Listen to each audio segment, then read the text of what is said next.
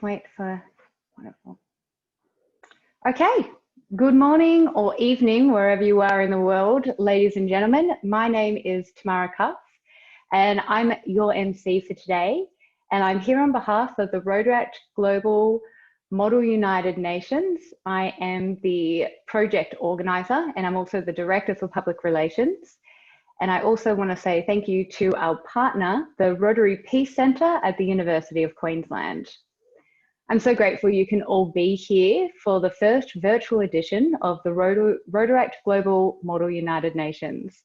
We have a wonderful list of guests who are here to speak and who have also sent their well wishes from around the globe. Now, we also have speakers including the Chancellor for the University of Queensland, Peter Varghese, the Australian Ambassador to the United States, His Excellency the Honourable Arthur Sinodinos, and the Australian Ambassador and Permanent Representative to the United Nations, the Honourable Mitch Fifield. This morning, I would also like to extend a few special welcomes. Firstly, to our partnering club, the Australia Rotary Peace Centre at the University of Queensland. The University of Queensland support for the Rotary Global Model United Nations has made this event possible. And I would really like to thank the staff who have supported it, both Sam and Diana. This wouldn't have happened without you. It's also my pleasure to welcome today Professor Catherine Gelber, Head of School of Politics, Science and International Studies at the University of Queensland, and Claire Moore, the United Nations Association of Australia's President. And our Rotary Global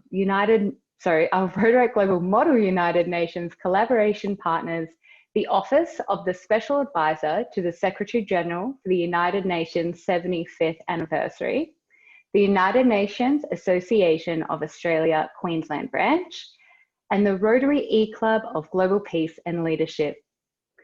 We would also like to extend a huge, warm and enthusiastic welcome to our delegates. Thank you all for supporting us by volunteering both your time and voice to be able to be a part of today. In addition to our impressive lineup of speakers, we look forward to hosting our Rotary Global Model United Nations conference over the next 3 days with 20 delegates. The conference program will be led by a fabulous group of very impressive youth. Now I'm going to introduce them, and what I'm going to do is get a spotlight put on them when I try and attempt to pronounce their names. So we've got our Secretary General, Mariam Nassif. Just trying. Mariam, give us a wave. And then we've got our Under Secretary General for Academics, Elsie Nakal.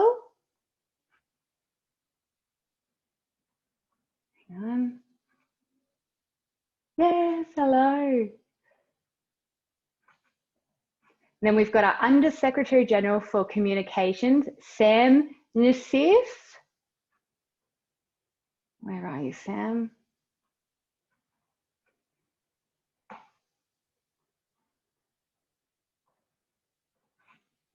There we go. Hey, Sam.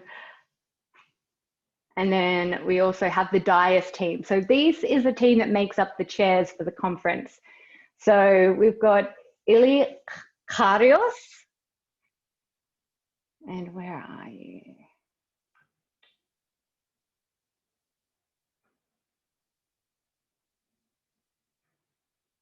Here we go.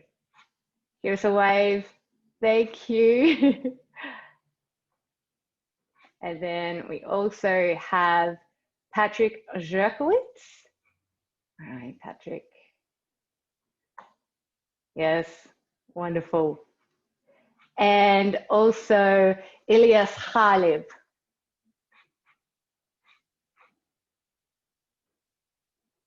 Now, yes, wonderful. All right, look, so I butchered their names, but you should remember their names because you are going to see big things from this group of intellects. Now, before I introduce our first speaker, I would like to play for you a quick video about what we do at the Rotary Global Model United Nations.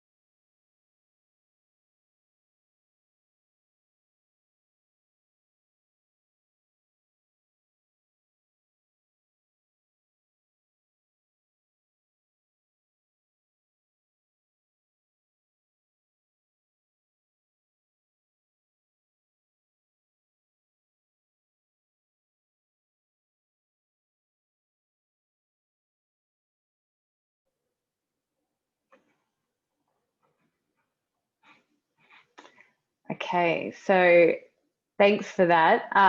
We're having some IT issues, and normally there's a really inspirational background track to that. So feel inspired, pretend like you've had inspirational music the whole time. And as you've just witnessed, the youth involved in our conference today are a part of a larger dream. And they are starting their adventure, some of them for the first time. This is their first Model United Nations, and it's going to be through our virtual Rotary Global Model United Nations. So we're very excited for that. Now, I'd like to do a brief introduction for our first welcome message.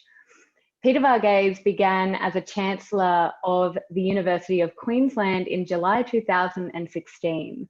Prior to his appointment, Mr. Varghese's extensive career in political service and diplomacy spanned 38 years and included senior positions in foreign affairs, trade policy, and intelligence.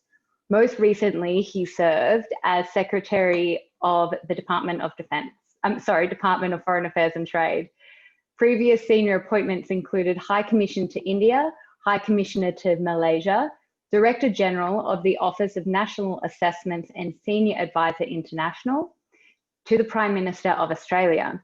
Mr. Varghese was the author of a comprehensive India economic strategic for 2035, commissioned by the Australian Prime Minister and submitted in July 2018. Please enjoy the conference welcome by Mr. Peter Varghese.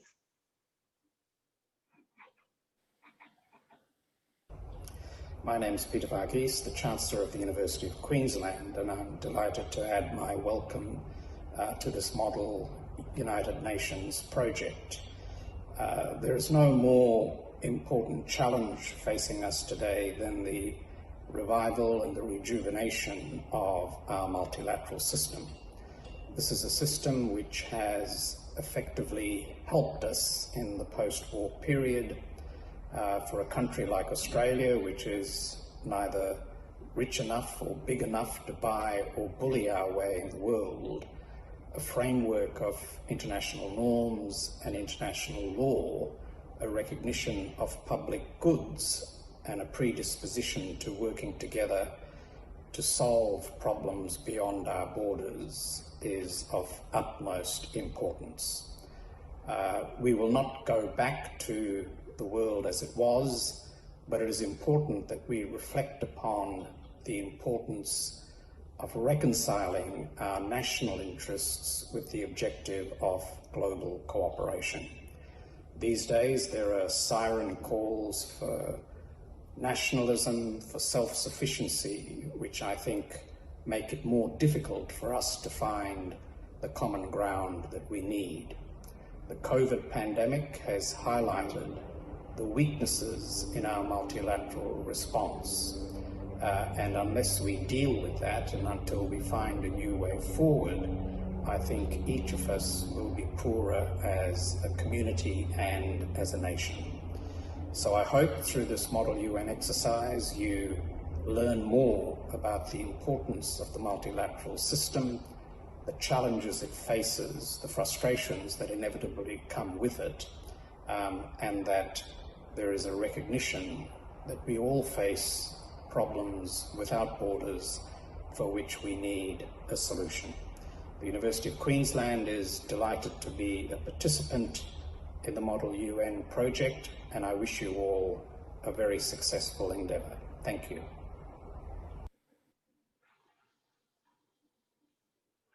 Okay, thank you for those words and for the Queensland University support for this important initiative. I would now like to introduce the Australian Ambassador to the United States, His Excellency the Honourable Arthur Senadinos AO. Ambassador Senadinos took his posting in Washington in February 2020. Prior to this appointment, Ambassador Senadinos was previously Australia's Minister for Industry, Innovation and Science, and was a Senator for New South Wales in the Australian Parliament from 2011 to 2019. During his parliamentary career, he has also held other key roles in and outside of Cabinet, including Cabinet Secretary and Assistant Treasurer. Over a career spanning 4 decades, Ambassador Senadinos has dedicated his professional life to the advancement of Australia and its people. On the election of the Honourable John Howard AC as Prime Minister of Australia in 1996, Ambassador Senadinos was appointed the Prime Minister's Senior Economic Advisor and in 1997, the Prime Minister's Chief of Staff, and held the position for 9 years. Thank you to Ambassador for his pre-record address. Thank you for the invitation to the opening ceremony of the Rotary Global Model United Nations. Congratulations to Rotaract, a service organisation, for sponsoring this important initiative, and hello to my good friend Peter Varghese, the Chancellor of the University of Queensland, for providing a platform for this important initiative. It's conferences like these that educate and develop youth representation in global and regional issues. You are the leaders of the future. A leader is not someone who's defined by their role, it's by their capacity to step up and be counted when it's most necessary. And that's what you are doing. By meeting together, discussing global issues, coming together to work out how we can make this a better world. Australia is very committed to global engagement and a multilateral strategy. It's important for us as nation states to work with others because there are problems we cannot solve on our own. COVID-19 has been a sad reminder of the fact that we all have to work together to beat this issue. But there are other issues, whether it's climate change, whether it's international non-proliferation. All of these are issues where we have to work together. So the work that you are doing is a great reminder to me, our staff here in Washington, and our hard-working colleagues at the UN in New York, that you are taking an interest in Australia's engagement in the world, and that gives us great confidence in going forward. Regional security, which is the topic of what you are going to be talking about today, is something that's very important to us. We spend a lot of time talking to our American colleagues and others about Indo-Pacific strategy, about the importance of an open, inclusive, secure and stable Indo-Pacific. I look forward to the recommendations and deliberations of your conference and the resolutions that go forward, which I understand will be conveyed to the UN and other relevant world authorities. So good luck. Have a great time, and fantastic to have this opportunity to say hi from Washington. Wonderful. Thank you, Your Excellency. It is now my humbling honour to introduce our keynote diplomatic address by the Honourable Mitch Fifield, who is Australia's ambassador and the permanent representative to the United Nations, taking his position in New York in October 2019. Ambassador Fifield is a former Australian Senator and Cabinet Minister. During 15 years in the Senate, Mr. Fifield's appointments include Deputy Leader of the Government in the Senate, Manager of Government Business in the Senate, Minister for Communications, Minister for Arts, Minister assisting the Prime Minister for Digital Government, and Minister responsible for Disabilities and Aged Care. Prior to entering Parliament, Ambassador Fifield served as a senior advisor to the Treasurer of Australia and as a reservist in the Australian Army Psychology Corps. Thank you for your keynote diplomatic address, Ambassador.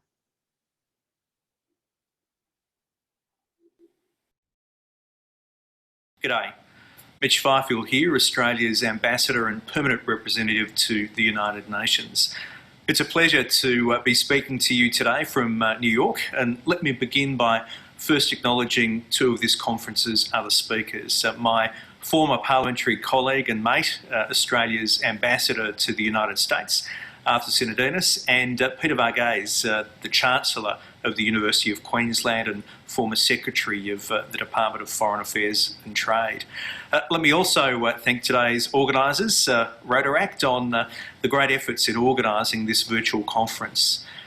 Rotary and the United Nations share a few similarities. Both are international and fulfil a global mandate, and both work towards a more peaceful and just world, and both seek solutions to complex challenges, whether it be in conflict zones or local communities.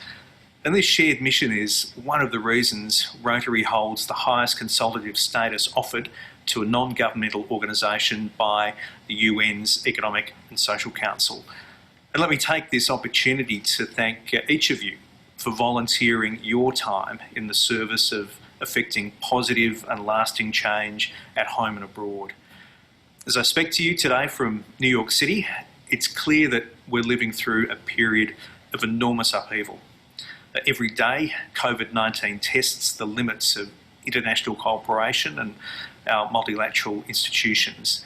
It's caused a temporary retreat from global air connectivity. It's forced nations to reevaluate supply chains for critical goods. Never before have people everywhere, of all nations, all circumstances, been as affected by a single global event.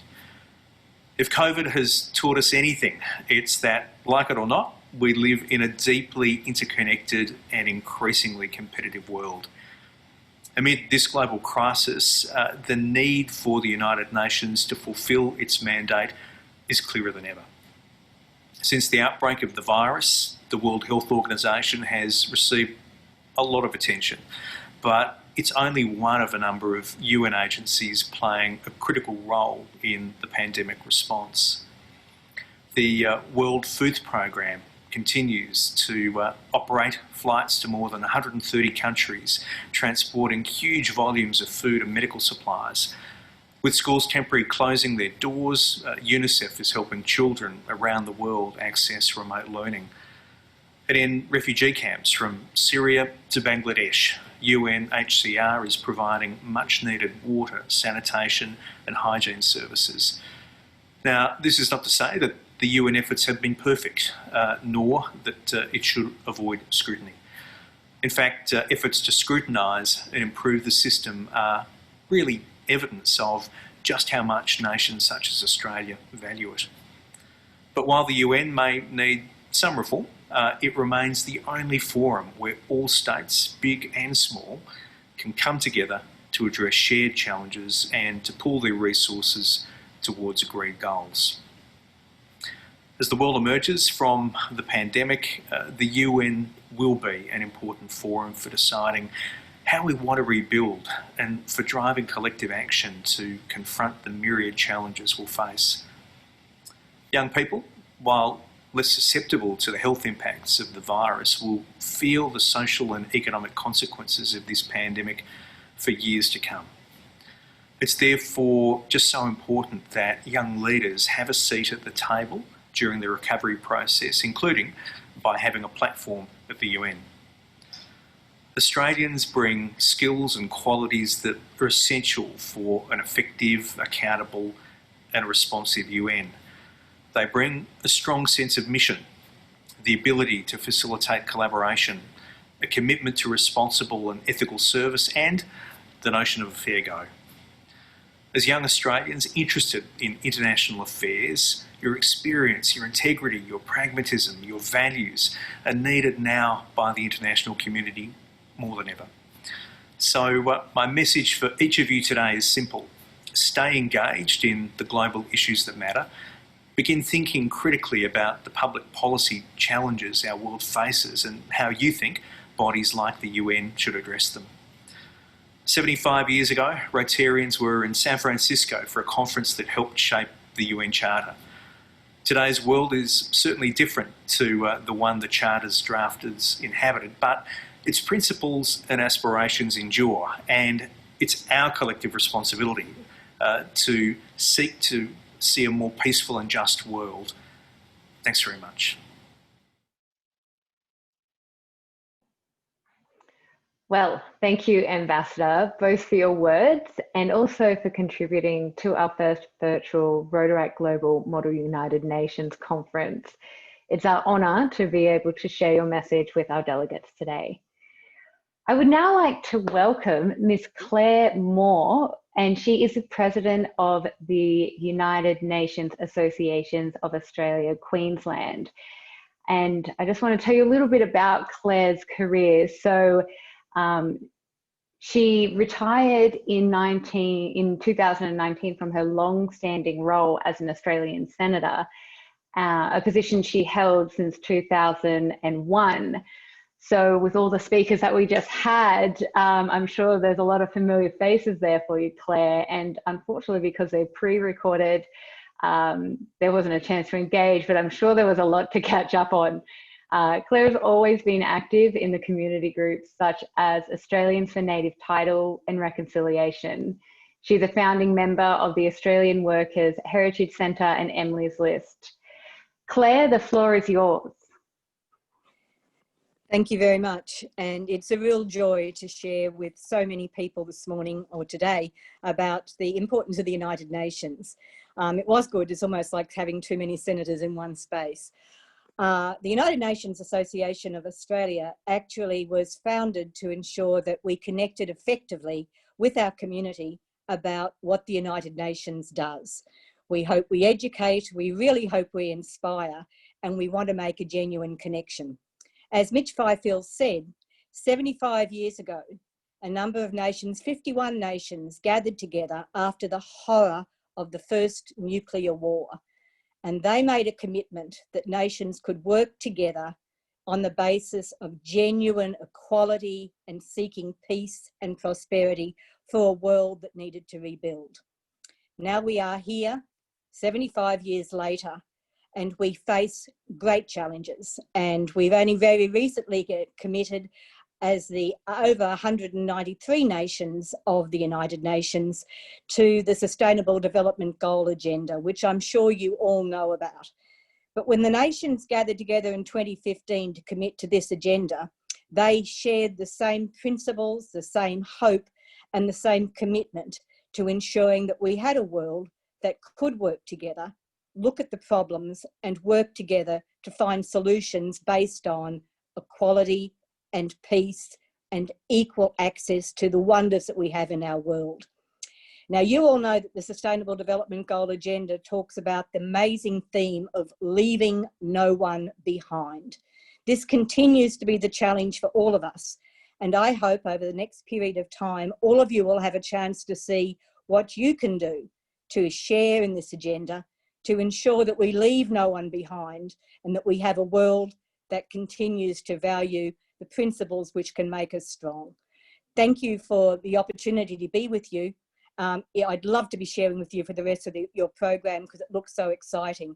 But think about what the UN means to you and what you can do for the UN. Thank you.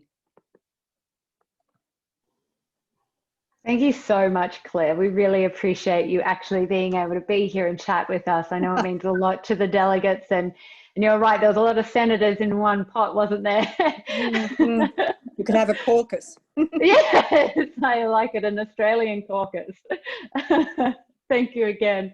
So I would now like to introduce the next message, and that will be by Professor Catherine Gelber, who is the head of the School of Political Science and International Studies and Professor for Politics and Public Policy.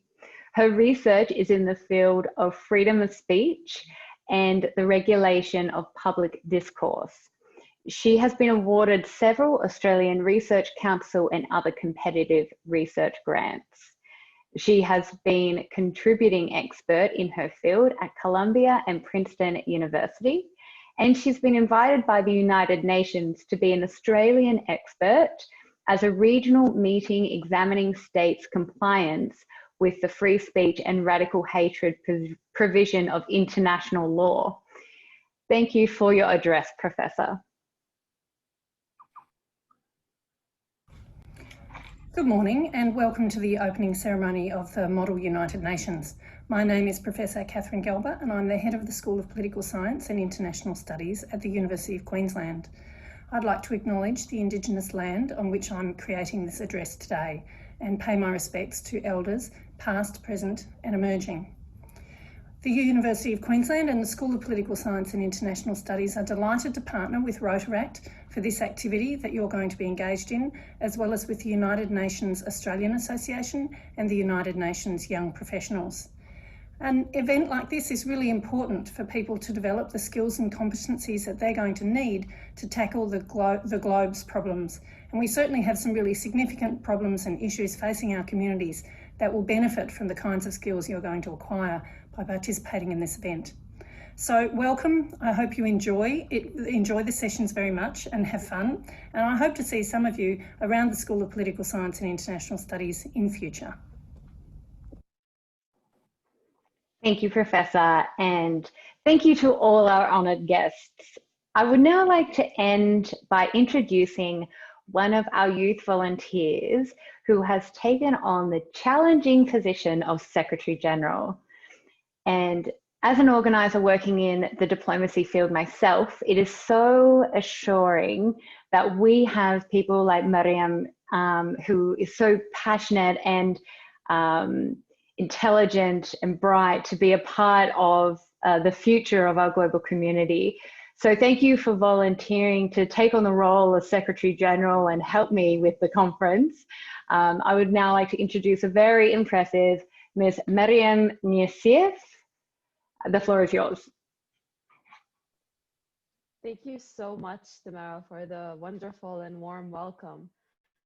It is my honor to be the Secretary General of this conference. So, esteemed attendees, allow me to start with my address by putting myself in the shoes of the delegates, as I have done so many times before. And so, honorable chairs and senior secretariat, esteemed guests and fellow delegates, welcome to Rotary Global MUN, Virtual MUN Edition.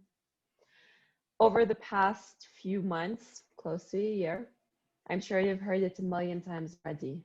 Now more than ever, we need to adapt to the new normal in these unprecedented times. They're now cliches, but they hold some truth. We need to adapt. And so we are at RGMUN, and that's why you're all here. Model UN is a wonderful platform. It's an educational tool, and what you learn sticks with you forever. I'm not going to quote anyone. I'm not going to be dramatic or anecdotal. But I will tell you that I have been doing Model UN for 8 years, and it has changed my life. The people you meet, the experiences you live, and the opportunities you get. Irreplaceable. You can practice soft skills in a judge-free zone where all you get is pure and true constructive criticism. And that's why I do it. And indeed, Rotary Global MUN is one of the greatest conferences there is. And I'm beyond honored to serve as the Secretary General of this conference. Over the next 2 days, I hope you get the chance to get a taste of what Model UN is in real life. Our wonderful dais will try to make this as real as possible. And I am looking forward to checking out the draft resolution at the end of this conference. I'm wishing you all a very successful conference. And thank you for having me. Thank you, Miriam, for your words and your dedication and for joining us again for our Rotary Global Model United Nations Conference. I know you're part of the Beirut one and also our New York one. So now you're the Secretary General for our virtual edition. So we're very excited to have you. So this brings our opening ceremony to a close. Again, let me thank all of our speakers for doing such a wonderful job, and a special thanks to our partnering club, the Rotary Peace Centre Australia at the University of Queensland. And thanks again to our collaboration partners, the Office of the Special Advisor to the Secretary General for the United Nations 75th anniversary, the United Nations Association of Australia Queensland branch, and the Rotary E-Club of Global Peace and Leadership. Ladies and gentlemen, I do hope you've enjoyed today's ceremony. Please join us, if you like, for the closing ceremony on the final day of the conference, the 2nd of October at 11:30 Australian Eastern Standard Time for our award ceremony. I hope that we get to see you there. I would just like to last address our delegates. If you weren't a part of this, then we wouldn't be able to have so many great speakers, because our leaders really care about you as a youth, because we know that you are the future and that we need to raise you up to be a part of the conversation. So be yourself, be passionate, and be confident that you have all the support from us to achieve and to dream big. Good luck in the conference. Treat each other and yourself with dignity and respect. And I look forward to hearing the outcome and to sharing it with my esteemed colleagues. Thank you all, and good morning or good night.